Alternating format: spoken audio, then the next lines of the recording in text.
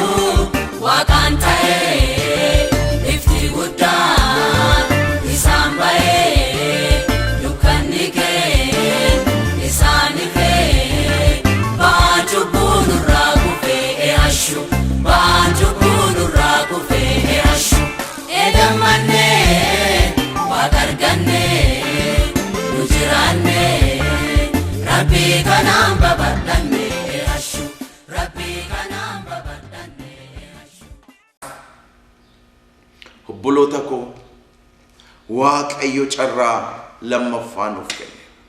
Waan beeknee keessa lixin, waan informationii adda addaatiin oofamne keessa lixne keessa al tokko keessa lixne irranne amma dhumaatti deemurra waaqayyo carraanni nuu kennetti yaada keenya jijjiirranne orra gaddisiisne dhiifama naa godhe akkasitti nu badhe jenne isa waaqayyo nuuf bane carraa sanatti dhimma ba'uun barbaachisaadha.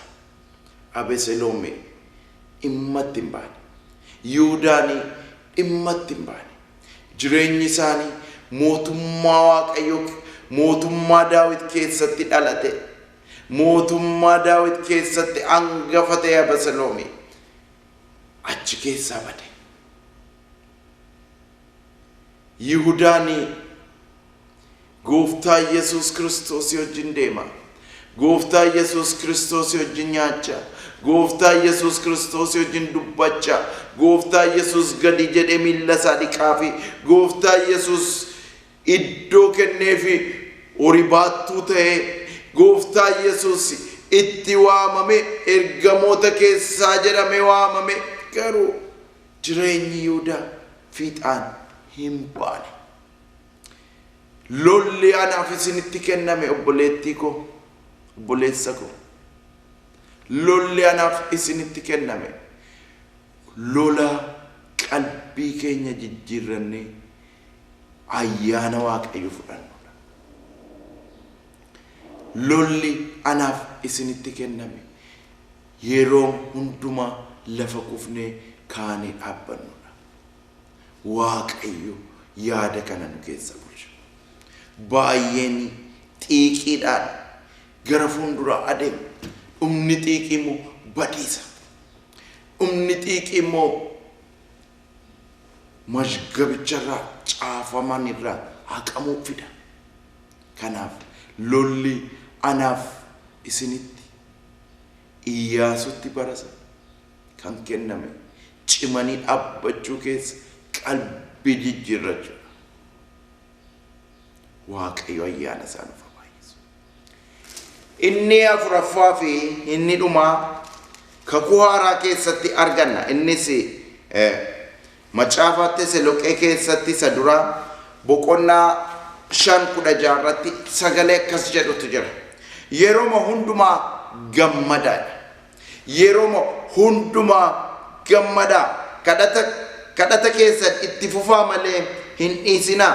Waan hundumaatti waaqayyoon galateeffadhaa. Waaqayyo karaa Kiristoos Iyesuus kana gochuu keessan hin fedhan. Fedhi waaqayyo nuuf qabu. Fedhi Kiristoos Iyesuus kakuu haaraa keessatti anaaf isiniif qabu kana jechuudha. Yeroo hundumaa gammannee kadhataaf dhimataan gara waaqayyootti akka dhiyaannu, galataan gara waaqayyootti akka dhiyaannu barbaada. Cimanii deemanii qabachuu keessatti Gooftaa Yesuus Kiristoos kan inni kakuu haaraa keessatti nuuf kaa'e, kan inni nurraa fedhu, kan inni nurraa barbaadu, kan kiristaana tokkorraa Gooftaa Yesuus Kiristoos kakuu haaraatti kan inni nurraa fedhu yeroo hundumaa gammadu, yeroo hundumaa galataan waaqayyo fuulduratti dhiyaachuu dhugumaa hin gammadama. Anaaf isin jireenyaan jiraachaa jirru kana keessatti keessumaa bara kanatti bara jireenyitti minyaa'e keessatti bara obboloonni obboloorrata irratti ka'an keessatti bara jireenyi mataan saayyuu nama angulaalu kana keessatti yeroo hundumaa gammaduun hin danda'ama. Yeroo hundumaa galataan dhiyaachuun hin danda'ama. Hin danda'ama. Dubbiin waaqayyo hin danda'amaadhaaf nuuf kaa'ee jira.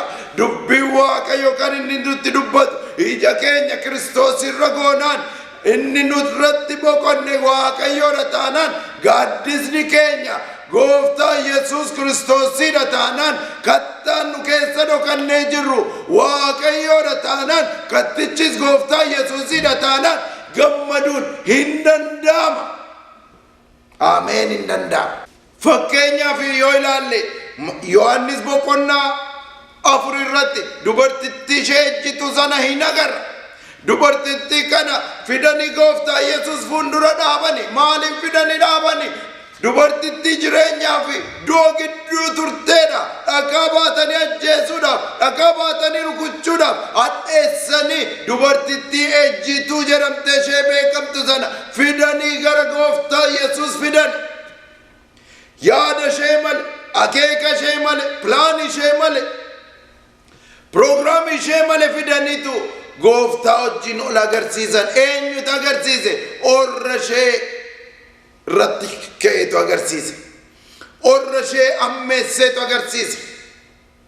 Yeroo hundumaa gammadaa gizee jedhamu orra nu dhiphisan, orra waa'ee keenyaa waan gaarii yaanne fuulduratti Waaqayyo nu gammachiisa. Yoo fidanii jedhani fidanii harka koo irratti sin gatuuti. Kanaaf hin dhiphatina, kanaaf iddoon kennina, kanan isinirraa barbaadu, kanan isinif fedhu, kanan qaraanii irratti isiniif raawwadhe akkasiin orra gammachuu taatan, akkasiin orra galataa taatan sa Waaqayyo dabarsee godhe, sa Waaqayyo dabarsee isiniif godhe kana akkasiin galateeffattan fedha gaaf kan inni nuun jedhu. Kanaaf dubartittii jireenya hin qabne anaaf sinillee sheerra akka barannu dubbiin sagalee Waaqayyo nutti dubbata. Dubbiin sagalee Waaqayyo sheedhaan qabee kan nutti dubbata. Jireenya du'uu keessaa gara jireenya bara baraatti galte. Jireenya akkasumaan foon ofii gurguranii jiraachuu keessaa foon ofii ulfeessanii du'aa ka'utti galte. Du'aa ka'uu foon, du'aa ka'uu Waaqayyoon gooftaa Yesuus Kiristoosiin amanuurraan kan ka'e dubartittiin sun gara sanatti dabarte. Eenyutu gara sana ishee fide? Orra ishee ammeessan, orra ishee balaaleffatan, orra ishee dhiiban, orra ishee du'atti geessan, orra dhakaa baatan utuu geggeessee fide Kiristoosiin bukkeen ga'ee deebise. Akkasumas macaafa moototaa isa duraa boqonnaa 19 irratti Eeliyaasin in agarra. Eeliyaas irratti Elsaabeet gaafa kaate sin ajjeesa, sin balleessa gaafa inni sisa fudhateetu anis duun qaba jedhee gaafa ofirratti dubbatu inni jagni, inni Waaqayyoof lolaa ture, inni Waaqayyoo raajota meeqa fixee maqaa Waaqayyoo ol kaase, Waaqayyoos isaa wajjin hojjete. Namni guddaan kun, namni Waaqayyoo kun, namni Eeliyaas jedhamee waamamu harki Waaqayyoo irratti hojjete kun gaafa inni du'a kadhatu agarra. Sodaachisuun Elsaabeet garuu fidee harka Waaqayyoo irratti gaafa sagate agarra. Eeliyaas inni Waaqayyo nyaachisee guyyaa 40 halkan 40 deemsisee kattaa keessa galcheenidha. Kattaa keenya gooftaa keenya Yesuus Kiristoos. Adeemsi Eeliyaas sodaarraan ka'ee nyaatee adeeme fidee gooftaa Yesuus Kiristoos keessa isa galche. Yeroo hundumaa gammachuun hin danda'amu. Orri nu sodaachisanus fidaniitu Waaqayyo keessaan nu ga'anii deeme. Orri maqaa nu balleessanus Waaqayyo bukkeedhaan nu ga'u. Orri abidda keessa darbatanii nu ga'anis Daaneel raajicha keessatti kan nu agarru kana. Orri abidda keessatti darbatabanis eenyu bukkee geessanii nu dhaaban? Gooftaa Yesuus Kiristoosiin bukkee nu dhaaban. Akkas jedhe mootichi, nu kan darbanne namoota sadiidha, inni afuraffaan immoo ilma Waaqayyo fakkaata. Akkamii dubbichi jedhe? Gooftaa Yesuus Kiristoos mataan isaa dhufee abidda keessa nu wajjin galee gaafa inni nu bashannansiisu agarra. Tajaajilli gooftaa Yesuus biyya lafaatti anaaf isiniif kennee deeme. Maatiyos 28 irratti agarra. Nuuf safaree nutti kenne. Innis mandaara lafaatti deemaa jedhe. Mootummaa koo labsaa jedhe. Kanaaf lafa mandaara lafaatti deemnee safarree Waaqayyoof loluudhaaf, Waaqayyoof deemnee booji'uudhaaf, Waaqayyoof deemnee dhaaluudhaaf lafarra dhaabbannee kaanu barbaachisa jechuudha. Laftirri dhaabbatanii kaanu amanaa tokko yookiin loltuu tokko barbaachisaadha jechuudha. Akka hin baaqu dhaabbatanii lafa kaanu. dubbii sagalee waaqayyoon eegurra dhaabbatanii qabu. Waaqayyoon eeguun akka nama dubbadhu salphaa miti. Abrahaam kan inni qorame kana keessatti, namoonni waaqayyoon kan isaan qoraman baay'ee keessatti kanatti waaqayyoon eeguun obsa barbaada. Obsi sun immoo kan inni dhufu jaalala waaqayyoo keessaa dhufa. Jaalalli hin obsa waan ta'eef, jaalalli waaqayyo gara keenya fide, waaqayyo kan ittiin nu jaallate, innis jaalala isa ofii tokko malee akkasumaan jaallatan isa agaappee jedhanu sana keessa obsatu ba'a. Waaqayyo obsaadha waan ta'eef, ijoolleen isaa immoo waaqayyo fakkaannee maqaa waaqayyootiin warra waaman ijoollee waaqayyo fakkaatu waan ta'aniif obsa sana qabaannee lafa dhaabbannee achii ka'uu qabna. Waaqayyo kan anaaf isinirraa barbaadu iddootti dhaabbannee waaqayyoon eegnu qabaachuu qabna. Iddootti dhaabbannee kaanu qabaachuu qabna. Kanaaf tajaajilli Iyyaasuutti kenname cimi ija jabaa. Haalleluuyaa! Cimnee ija jabaannee gara fuulduraatti adeemuun hojjetaa waaqayyo irraa eeguudha. Anaaf isinirraa bara kana kan waaqayyo nuuf kenne keessa cimnee dhaabbannee dubbii sagalee waaqayyo fuulduratti dabarsuuf loluudhaaf waaqayyo hidhatanni nu hidhachiise keessaa Saamu'eel isa lammaffaa keessatti jireenya mucaa Daawit hangafaa ilaalla. Waa'ee jireenya Abesaloomiin ilaalla. As keessatti Abesaloomis akka inni mootummaa Daawit barbaade dubbiin sagalee waaqayyoo hin dubbata. Mootiin ituma jiru mootummaa barbaade laga deeme dubbii oliin mare akka inni mootummaa sana barbaachaa ture dubbiin sagalee waaqayyoo nuuf ibsa. Kan inni nuuf ibsu keessa namoota walitti qabe akka isaan mootummaa sana irratti dubbatan. Abesaloom mootii ta'eera jedhaa dubbadhaa jedhe isa dubbachiisuudhaaf immoo namoota walitti qabe bara dheeraa irratti hojjete. Barri kun immoo bara kooti jedhe gaafanni raajotas qalma gubamus fuudhee deeme, fiingee afuufamus fuudhatee deeme, namoota dubbatanus walitti qabate gaafannachi bachuutti ka'u. Mootummaarra inni ture Daawit Yerusaalemii akka inni baqate dubbii waaqayyo hin dubbata. Daawit iddoo sana gadhiisee gaafa deemu Abesaloom achi galee akka inni moo'e bara sanatti dubbiin kun nutti dubbata. Sa waaqayyo dibe, sa waaqayyo ilaale, sa waaqayyo ijjisa irra jiru Abesaloom iddoo sana barbaachuurraa kan ka'e hololaan oduudhaan humna oduu agarrasitti. Humni oduu information generation keessa waan jirruuf oduudhaan mootummaarra sa waaqayyo dibe gaafa inni kaasu agarra. Biyya kana keessatti miidiyaa adda addaadhaan mootummaa waaqayyoorraa nama kaasuudhaaf, mootummaa waaqayyoo gabaabsuudhaaf, mootummaa waaqayyoo sanni diriirfate iddoo isaarraa kaasuudhaaf diinni yeroo hundumaa akka isheen hojjettu informationii kanaan dargaggoota baay'ee waldaa kiristaanaa keessaa baasuudhaan, maatii waldaa kiristaanaa keessaa baasuudhaan, akkasumas ijoolleen xixinnoo dargaggoonni maamuloonni dubbii waaqayyoodhaan guddachuu mannaa mootummaa biyya lafaa Baabiloon samakaa ta'e sana nyaachaa akka isaan guddatanuuf diinni yeroo kana kan isheen dhimma itti baatu informationiidha waan ta'eef informationii kana Abeseloom hin gurshe saba Israa'el. Sabni Israa'el Daawit irraa gara Abeseloom akka ilaalu godhe.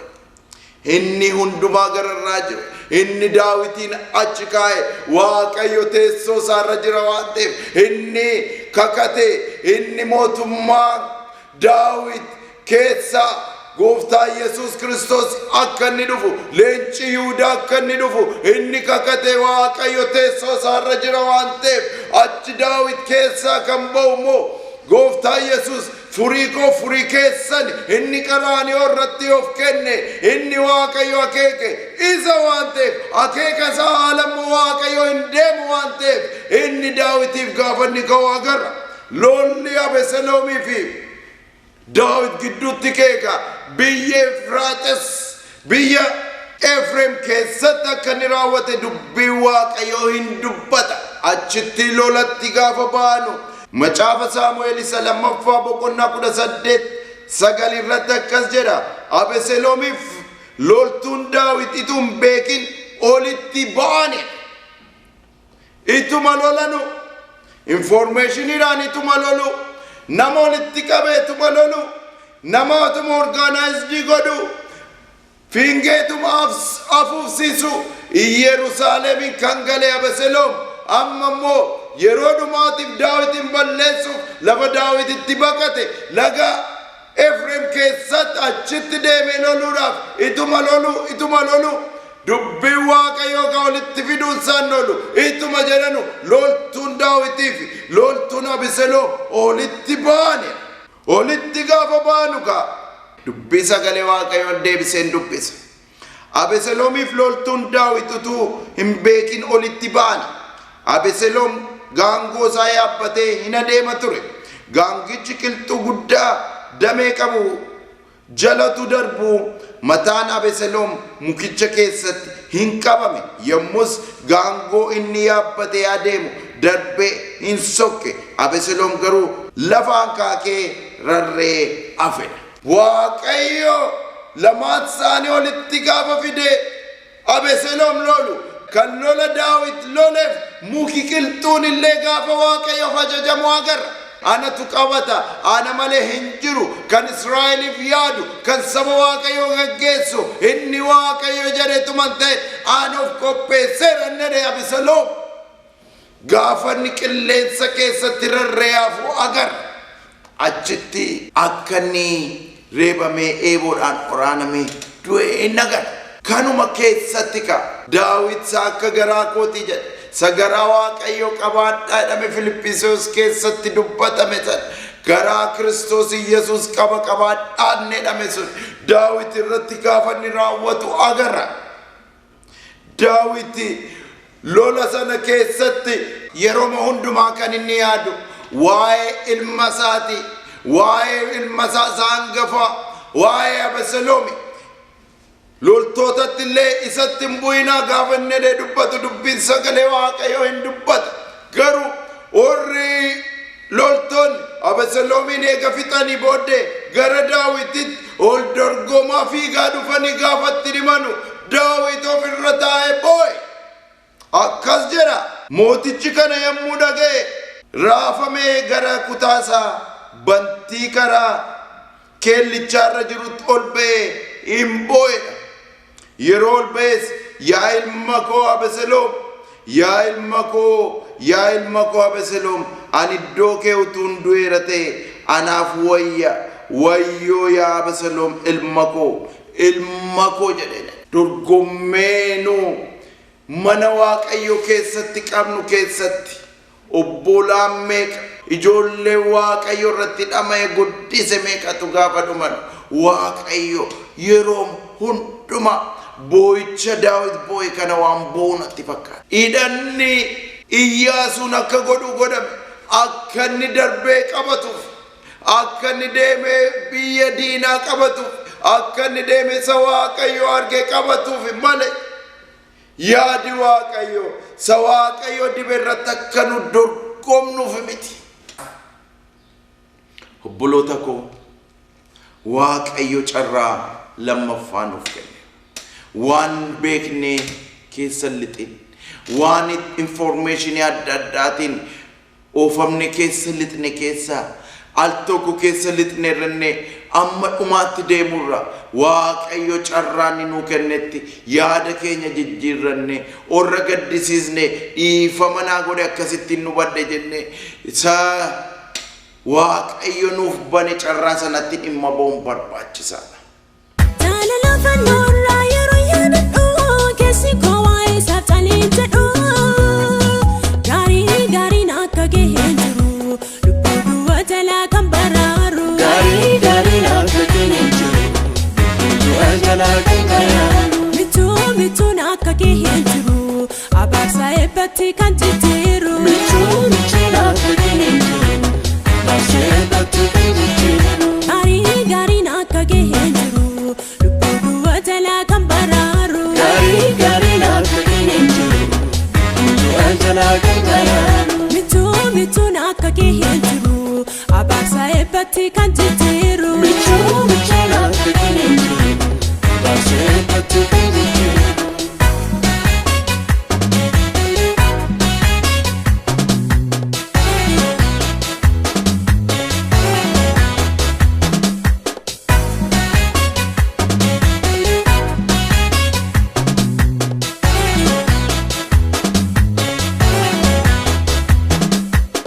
Jaaladhee si mararfadhee tansi faarsa ba'aa cubbuu sinarraa kaasee ati waaqa ogeessa. Jaaladhee si mararfadhee tansi faarsa ba'aa cubbuu sinarraa kaasee ati waaqa ogeessa. Jaaladhee si mararfadhee tansi faarsa ba'aa cubbuu sinarraa kaasee ati waaqa ogeessa. Jaaladhee si mararfadhee tansi faarsa ba'aa cubbuu sinarraa kaasee ati waaqa ogeessa. Waaqayyo koo waaqa amanamaa kan akka geessumatti argama. Kan akka geessumatti argama. Waaqayyo koo waaqa amanamaa kan akka geessumatti argama. Kan akka geessumatti argama. Waaqayyo koo waaqa amanamaa kan akka geessumatti argama. Kan akka geessumatti argama.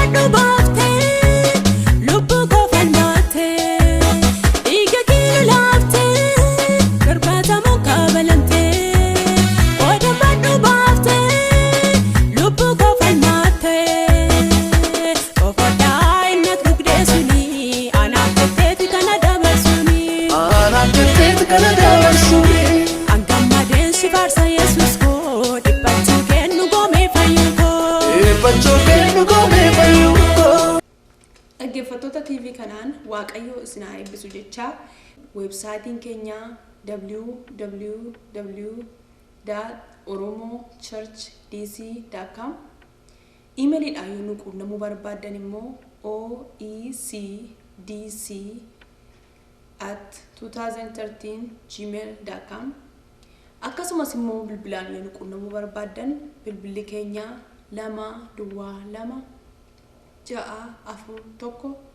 641 teessoon keenya kan nuun argamnu 533 Wilson Lane Bethesda Maryland 22814 irratti nu argachuu dandeessu. Sagantaa kanaaf kana fakkaataniin torban dhuftu hanga walitti deebinutti nagaa Waaqayyoon nuuf tura.